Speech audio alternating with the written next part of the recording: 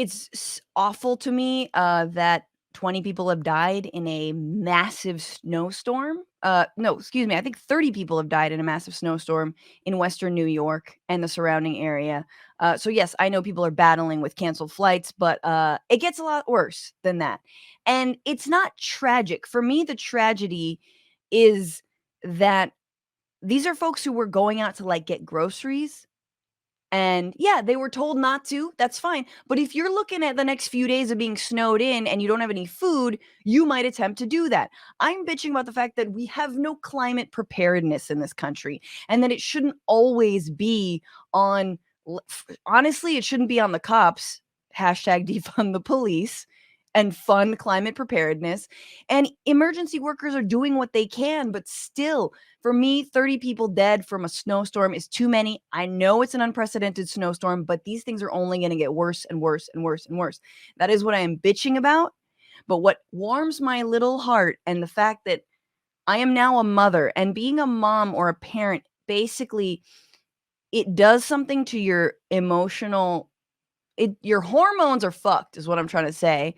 It's like you just have the last scene to Homeward Bound playing in your head over and over and over again. You're like, I got chances. You just cry all the time for no reason.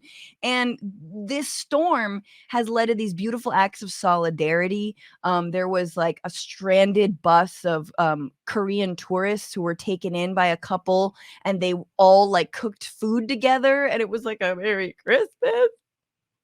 And then a mentally disabled man was found by some neighbors, and he was like about to be dead basically, and they took him in and they like warmed him up and they gave him a bath, and they like had to cut like grocery bags from his hands because his hands were frozen.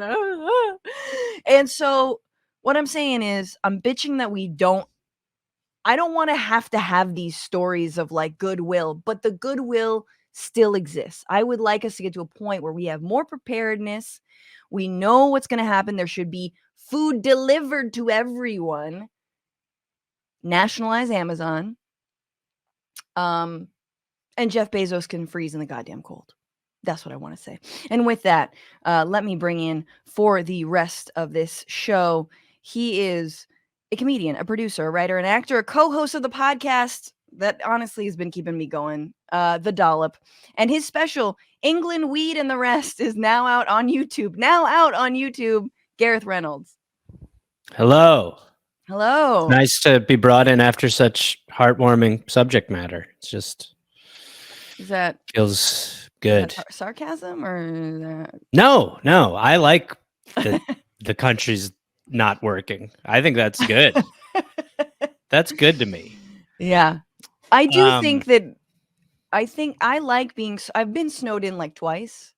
Yeah. And I enjoyed it because it's very much like, it's like, you sit down and you just think about things. Well, that's like, it depends. It's always about like how, what is your personal situation? If you've like, got enough money to get through it, then it's like the 2020, the pandemic. Like, I'll be like, man, I really enjoyed that year. And people will be like, yeah, my parents passed away. And I'm like, I mean, it's a shame, but like, I just chilled.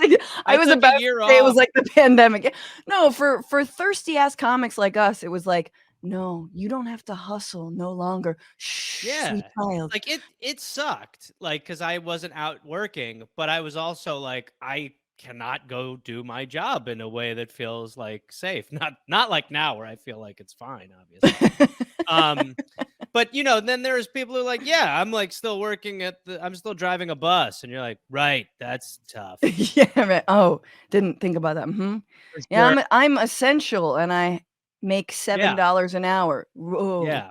Mm-hmm. Yes, when we use the term essential instead of serfs. But right. But yeah, I mean, I think what you're saying is totally true. It's like there's so many, and when you look at, there's other stuff, there's other crazy things going on as far as like temperature fluctuations this oh God winter have been, you're talking about like 40-degree drops in like an hour, and people are like, that's not normal. Mm-hmm. And yeah, and I am with you. I'm like, okay, feels like not going to be a great future. But here we No, go. but here, let's do this. Still, and yet they persisted.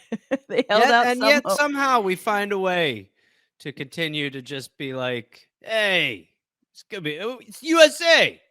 Hey, you USA! We'll shoot We're a flag fine. at the weather. We'll shoot a bunch of flags into the sun. Absolutely, keep the faith. Well, it's very much, and we're gonna talk about Bush later on, but it's the The band. moment it's the moment that W was told by, like a 70-year-old woman that she had 3 jobs, and he, That is without missing a beat, is like, "That's the American spirit," and you're like, it. "No! No, that's the It's American problem." it's one of the greatest clips of all time, and Yeah. it also shows you while he was a total doofus moron pawn, he was pretty good at getting the bullshit out because he doesn't wait too long. He doesn't go, shit, this country's a total nightmare. I He just mean goes, isn't that the American spirit right there? It's just like, yeah, this woman's 70 and has 3 jobs. Isn't that unbelievable? She's a slave to a system that keeps fucking her. Isn't that great?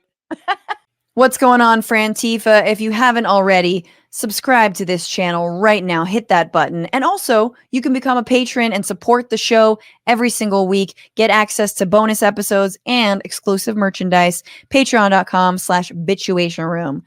Do it.